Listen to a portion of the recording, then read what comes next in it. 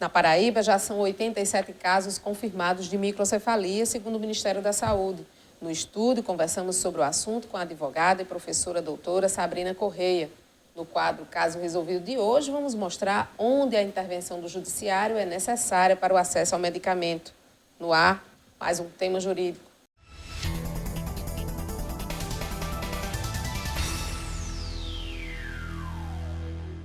Boa tarde. O Brasil vivencia um surto de microcefalia. Os números são alarmantes e têm levantado uma série de questões ligadas à assistência das famílias que necessitam de um apoio interdisciplinar. Segundo o Ministério da Saúde, na Paraíba são 87 casos confirmados.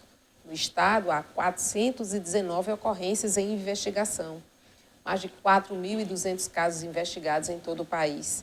Diante do problema, o poder público assume um papel importante na busca pela garantia dos direitos das famílias que têm filhos com microcefalia. No ambulatório especializado que funciona dentro do Hospital Pedro I desde dezembro do ano passado, 26 bebês com microcefalia recebem atendimento. Yane Gabriele, de apenas 2 meses, está nesta lista. A mãe dela teve zika no 2º mês da gestação. Aos 8 meses, descobriu que a primeira filha nasceria com a microcefalia. Quando Yane nasceu, foi encaminhada para o serviço. Eu tive ela no ISEA e me mandaram vir para cá para fazer acompanhamento. Aí desde então a gente faz acompanhamento aqui, tem toda a assistência. E o que é que você percebe de melhora em Yane? O desenvolvimento dela, ela está bem desenvolvida. Para 2 meses, eu acho que ela está bem desenvolvida. No ambulatório, o atendimento é multiprofissional.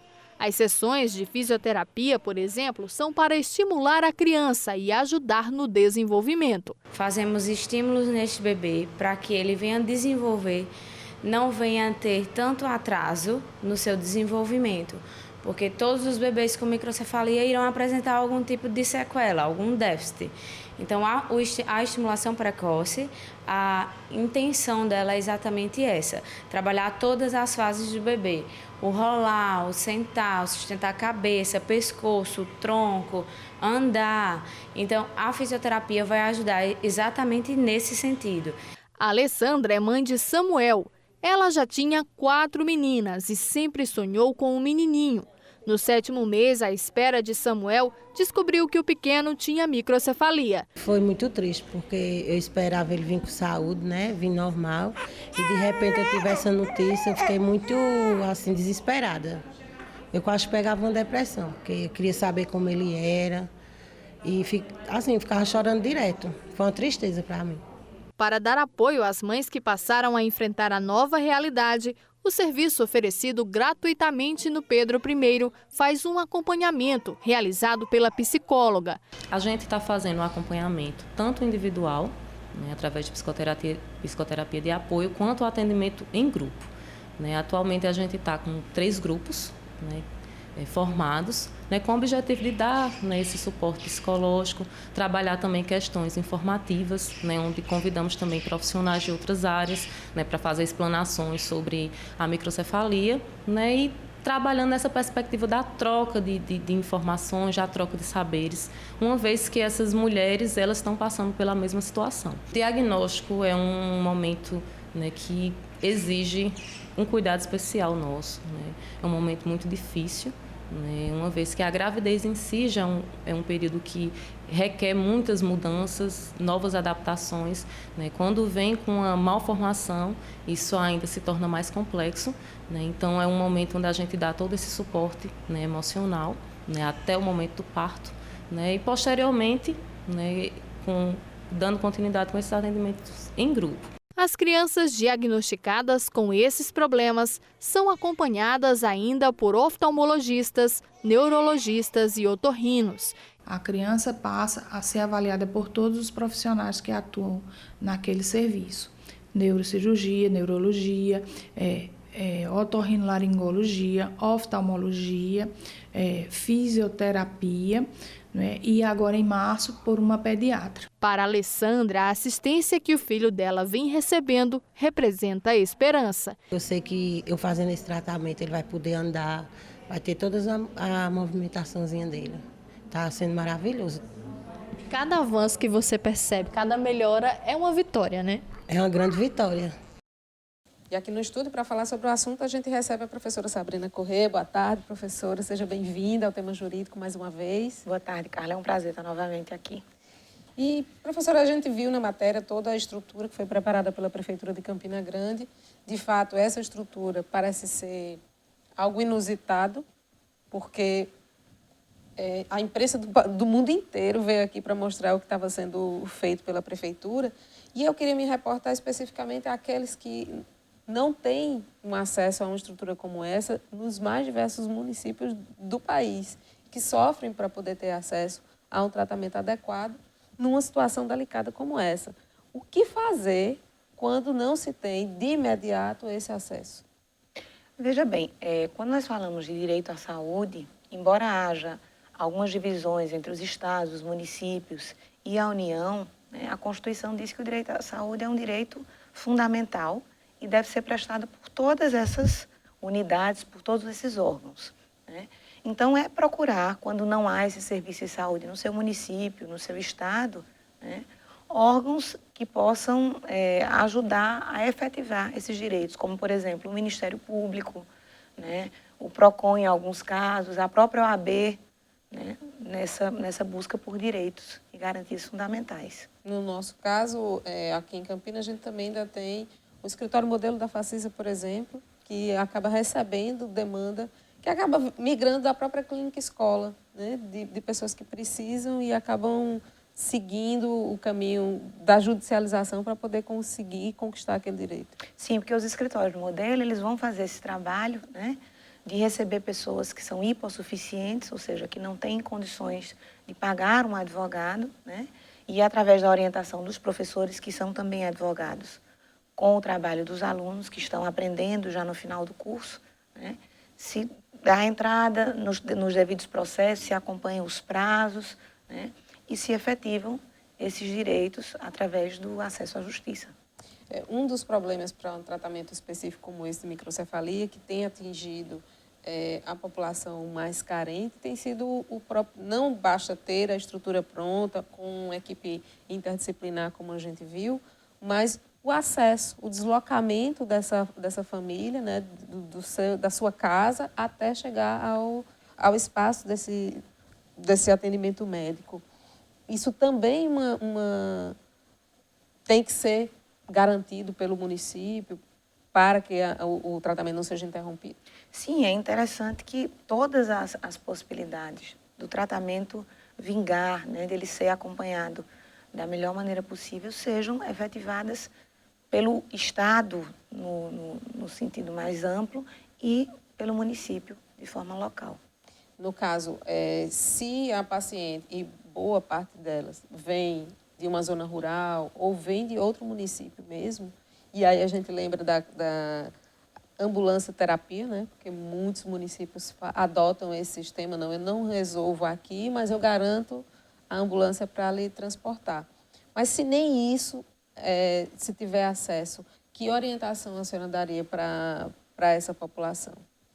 Que procurem, novamente, a questão dos órgãos de proteção, né, para entrar com ação cabível, dependendo do caso, né, e vão aos meios de comunicação, né, façam valer essa democratização da mídia, né? Nós utilizamos a mídia para tantas coisas, às vezes, inclusive, banais, né, para esses efetivos direitos serem assegurados. Deve-se utilizar também os meios de comunicação. É uma forma de pressionar as autoridades, sejam do município, sejam do estado, sejam federais, né, no sentido de cumprirem o seu papel constitucional. Como é que a senhora avalia a questão de alguns adotarem uma postura crítica em relação a judicializar a saúde? Como se tivesse uma certa banalização do uso desse recurso para poder conseguir ter o direito assegurado? Veja bem, a questão da judicialização da saúde é a utilização do judiciário como a última oportunidade de fazer-se garantir um direito à saúde, né? Então, é possível e deve ser utilizada, né, quando o Estado, o município, né, ele nega um direito básico, como, por exemplo, uma medicação que precisa ser entregue, porque senão a pessoa pode piorar a sua situação médica ou mesmo morrer. Uma operação que precisa ser feita com determinada urgência. Agora, é também preciso ter um pouco de cautela, porque quando nós falamos da prestação imediata através de um juiz, né, que dá uma medida judicial, uma sentença, uma liminar, isso vai ter que sair do orçamento do Estado, do município. Então, tem que haver também essa preocupação com o equilíbrio orçamentário, né? Por quê? Porque muitas vezes, a partir de uma decisão que é necessária, mas talvez não seja tão urgente, outras políticas públicas de saúde para a coletividade podem ser prejudicadas, né? Então, não é que haja uma banalização, mas é preciso haver um estudo, é preciso haver uma preocupação no sentido de equilibrar as duas coisas, o orçamento e a efetivação de direitos. Professora, a gente vai para o nosso primeiro intervalo e na volta falaremos sobre judicialização da saúde com foco na questão da microcefalia, bem como os direitos que as famílias têm, além dos deveres dos poderes públicos. Um minuto só.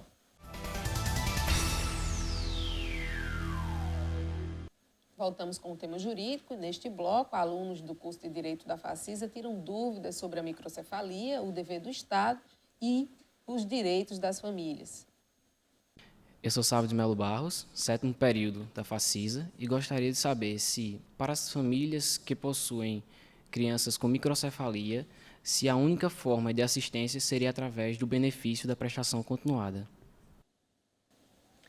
Veja bem, quando a gente fala de prestação continuada, eu imagino que ele esteja falando do benefício que foi criado pelo Ministério do Desenvolvimento, né, e que seriam beneficiários pessoas maiores de 65 anos, pessoas com deficiência, que nesses casos de microcefalia também haveria uma ampliação, né? Seriam benefícios de um salário mínimo para famílias com renda de até R$220 por mês. Esse é uma das possibilidades de prestação continuada. Mas quando a gente fala de prestação continuada, seria mais do que isso. Seria, como nós falamos anteriormente, a possibilidade de transporte, como nós vimos na reportagem, tratamento fisioterápico, psicológico, né? E isso tudo dentro dos serviços de saúde. Entendo. Vamos ver mais uma? Meu nome é Daniela Salles de Moura, sou aluna do 7º período do curso de Direito da Facisa. E eu gostaria de saber se, considerando que a ONU, na última Convenção de Genebra, sugeriu que o aborto fosse liberado em países onde é proibido, como o caso do Brasil, se houvesse a aprovação de um tratado internacional, alguma convenção, o Brasil seria obrigado a abrir essa exceção no caso da microcefalia. Tema polêmico, aborto, sempre muito delicado falar sobre o assunto. E acabou que microcefalia trouxe de volta para a gente discutir. Pois é, quando nós falamos das Nações Unidas, realmente houve, pelo Alto Comissariado das Nações Unidas, uma recomendação para os países que estivessem com surto de Zika, né, que fosse flexibilizada a questão do aborto em caráter de urgência. Só que, vejam, é uma recomendação. Mesmo que houvesse um tratado, né, que fosse firmado também pelo Brasil no sentido de retirar o aborto, né, da lista dos crimes contra a vida, precisaria haver uma aprovação no Congresso Nacional. Então, os tratados internacionais, as convenções internacionais, elas, claro, são um avanço no que diz respeito aos direitos humanos, aos direitos fundamentais, né, e a essa conversa, esse diálogo entre os diversos países de culturas diversas. Mas são sempre uma espécie de carta de intenção desses países, porque é necessário que isso entre no ordenamento jurídico pátrio através, no nosso caso do Brasil, da aprovação no Congresso Nacional. No caso de direitos humanos, se essa aprovação acontecer em 2 turnos, né, em cada casa do Congresso Nacional, Senado e Câmara, numa votação de mais de 3/5, então isso vai ter o caráter de emenda constitucional, vai estar equiparada à emenda constitucional. Então, em termos constitucionais, fica no mesmo patamar da própria Constituição Federal. No caso de não ser aprovado com esse patamar de 3/5, fica o que a gente chama de norma supralegal, estaria acima do ordenamento infraconstitucional e abaixo da Constituição. E no caso dos tratados e convenções internacionais comuns, entraria como uma lei ordinária, quando aprovada pelo Congresso Nacional. Está sendo pontuado, e especificamente por causa de um problema relacionado à microcefalia, há que ter toda uma discussão e um cuidado para a gente não estar aí incentivando um processo de eugenia. Com certeza, porque, veja, há discussão se o aborto deveria ou não ser legalizado no Brasil. Os que entendem que não deve ser legalizado, né, que os casos de exceção já estão pontuados, que seriam o perigo para a mãe, o caso de estupro, e por causa de uma decisão do Supremo, de uma DPF, uma decisão de 2012, haveria a possibilidade do aborto não ser crime nos casos de fetos anencefálicos, né? Então, para os que defendem o aborto ser legalizado, então a mulher teria a possibilidade de, querendo fazer o aborto sem estar dentro dessas 3 exceções, se fala sobre a autonomia do corpo da mulher. Isso é uma discussão. Agora, utilizar a microcefalia como uma justificativa para que haja o aborto simplesmente pela microcefalia, eu acho perigoso. Por quê? Porque a gente leva a uma discussão de que é possível haver aborto quando haja alguma deficiência. Tem uma má formação, então eu tenho que interromper essa gestação. É extremamente perigoso. E aí isso pode ser ampliado, por exemplo, para os casos de síndrome de Down, para qualquer outro defeito cerebral, né, que não seja especificamente a microcefalia. E aí, dentro de um Estado que busca ser democrático de direito, né, isso seria chancelar, ratificar o direito, né, do outro ser excluído porque não é perfeito nos moldes que nós achamos que deve ser. O que se entende por perfeição. Pois é. Vamos para mais uma pergunta. Meu nome é Micaele Soares de Queiroz, 7º período de Direito Fascisa. E minha pergunta é: qual a possibilidade que as autoridades públicas poderiam lançar mão na busca por auxílio internacional em relação à epidemia de Zika vírus? Olha, o grande auxílio que já começa a ser feito é exatamente o diálogo científico entre várias universidades, né, entre os próprios estados, né, os países, de buscar soluções para entender por que está havendo esse surto, porque a própria questão da ligação do surto ser por causa do Zika vírus não é ainda algo unânime, né? Os médicos ainda estão avaliando isso. Há uma probabilidade muito grande, mas talvez não só isso.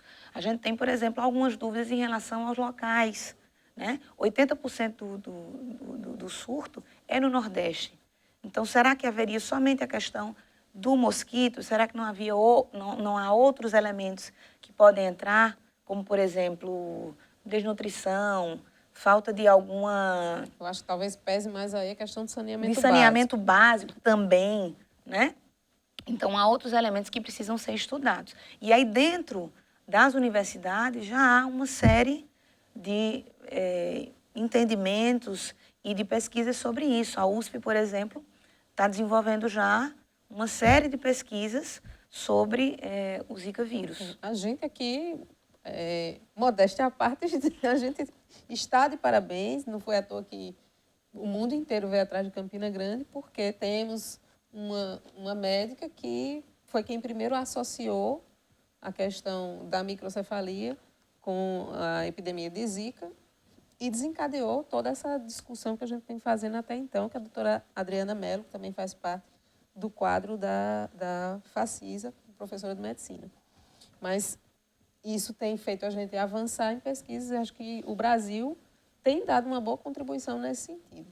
Vamos para mais um?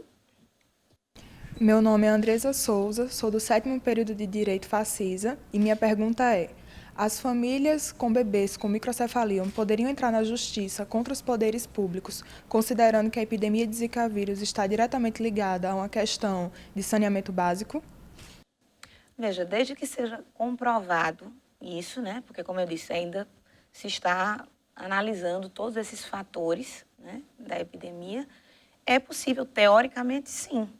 Porque quando se fala do direito à saúde, né, o direito à saúde, como eu disse anteriormente, tem que ser prestado de forma geral, pela União, pelos estados e pelos municípios, né? Então, se prova que há uma ligação direta entre falta de políticas públicas de saneamento e isso causa a microcefalia, né, causa o Zika vírus e causa a microcefalia, é possível sim, em termos, né, gerais, entrar com ação. É o que acontece, por exemplo, alguns casos isolados em relação à segurança pública.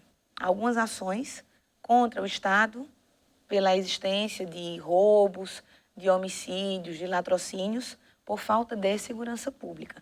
É claro que isso tem que ser visto com muita racionalidade, né? Porque como a gente falou da judicialização da saúde anteriormente e desse equilíbrio, né, da questão orçamentária, se todas as pessoas que forem roubadas entrarem na justiça contra o Estado pela falta de segurança pública, o Estado quebraria, né? Então, da mesma forma, a gente tem que raciocinar em relação à questão dessa falta de políticas públicas para o saneamento. Mas, teoricamente, é possível.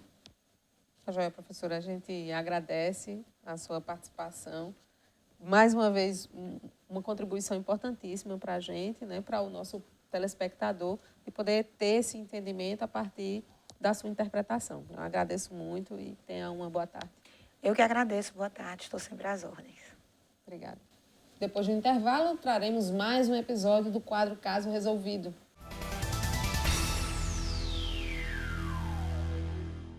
A judicialização da saúde tem sido uma alternativa para o cidadão que precisa do tratamento médico, mas não encontra de imediato no SUS.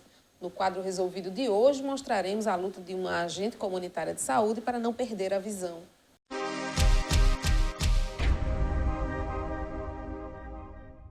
Olhar e não conseguir mais ver é um medo particularmente presente na vida dos diabéticos, mais intensamente dos que são diagnosticados com retinopatia diabética, doença que, segundo o Conselho Brasileiro de Oftalmologia, atinge mais de 75% das pessoas que têm diabetes há mais de 20 anos. Para a agente comunitária de saúde Maria de Lourdes de Araújo, que sofre com a doença, a ameaça de perder a visão já avançou. O maior medo de perder minha visão, porque já reduziu muito. De manhã, quando eu acordo que saio na frente, eu não vejo nada. Aí vai se adaptando aos poucos até eu ver, mas vejo pouco. Eu passo pelas pessoas, às vezes nem falo porque não reconheço, que não vejo, não enxergo direito. E eu estou vendo a hora de perder de vez. Eu vivo mais de olhos fechados do que de olhos abertos, com medo de perder minha visão. Para evitar a cegueira, a recomendação médica inclui aplicações de ampolas de Lucentes, cuja unidade custa R$ 4.000. Como não tem recursos para a compra, a dona Lourdes entrou na justiça. A primeira vez foi em 2012, com a assistência do escritório modelo da Facisa. Para mim foi uma felicidade. Eu cheguei lá, falei com as meninas, me levaram até a pessoa indicada, não sei se é advogado, se é acadêmico, me fizeram a triagem e disse, dona Lourdes, a senhora aguarda que em breve a gente lhe avisa. Em poucos dias, já mandaram aí também para o fórum pegar a cópia do processo. Eu fui lá no fórum, peguei a cópia do processo, levei para a secretaria. Aí, quando foi com uns 15 a 20 dias, ligaram para mim. A injeção está na secretaria, vem pegar. Foi rápido, também foi rápido. Uma solução importante para a dona Lourdes e marcante para a estudante Jéssica Valesca, que preparou a ação judicial. Esse caso em específico ele foi bem importante para mim, porque foi o primeiro contato que eu tive com uma pessoa que estava necessitando de um atendimento jurídico, porque foi meu primeiro atendimento aqui no NUPRAGE. Além disso, eu fiz a ação também, então foi bem marcante, porque eu peguei desde o início do atendimento, da conversa, do relatório, até o procedimento da ação. Mas a reincidência nos processos de judicialização da saúde é bastante comum e dona Lourdes voltou a apresentar o problema. Eu dependo também da Lantos, lá do CDMEX, e faltou, eu também não estava com condição de comprar, que ela custa mais de R$100, eu não estava com condição, passei 18 dias sem tomar a Lantos, a diabetes subiu, aí eu tive outro derrame. A recomendação médica mais recente é uma intervenção cirúrgica que obrigatoriamente deve ser precedida da medicação cujo valor ela não pode pagar. Apesar do tratamento estar interrompido pela falta do medicamento, Dona Lourdes continua confiante. Eu tenho esperança porque quando essa injeção chegar, na Facisa não demora nada. É rápido. Quando eu levar a injeção para lá, com 2 ou 3 dias, quando eu sair de lá eu já saio me preparando, porque com 2 ou 3 dias elas me chamam. Casos como o de Dona Lourdes são cada vez mais comuns, mas no escritório modelo da Facisa, antes de judicializar causas da saúde, é preciso obedecer a alguns critérios. Tudo começa com a consulta médica, né? Precisa ter uma consulta médica prévia. O cliente se encaminha ao escritório modelo com a documentação pessoal, comprovação de renda, porque a gente tem um teto aqui para atendimento, que é de um salário mínimo e meio por renda per capita, por renda familiar. Ele deve trazer documentos pessoais, comprovante de renda, comprovante de residência e os documentos acerca da necessidade dessa medicação ou desse procedimento médico. No caso, se tratando de uma medicação, por exemplo, precisa que o laudo traga a necessidade do paciente, a urgência da utilização dessa medicação, a posologia, o CID da doença, bem como o carimbo e data do médico responsável pelo laudo. É uma pena que a garantia do tratamento de saúde tenha que ser mediado pela Justiça, mas um alívio que ainda existe essa porta. E, segundo a assessoria de imprensa da Secretaria de Saúde, a medicação foi entregue ontem à paciente, Dona Maria de Lourdes. E o tema de jurídico de hoje fica por aqui. Nós agradecemos a você pela audiência, um bom final de semana e até o próximo sábado.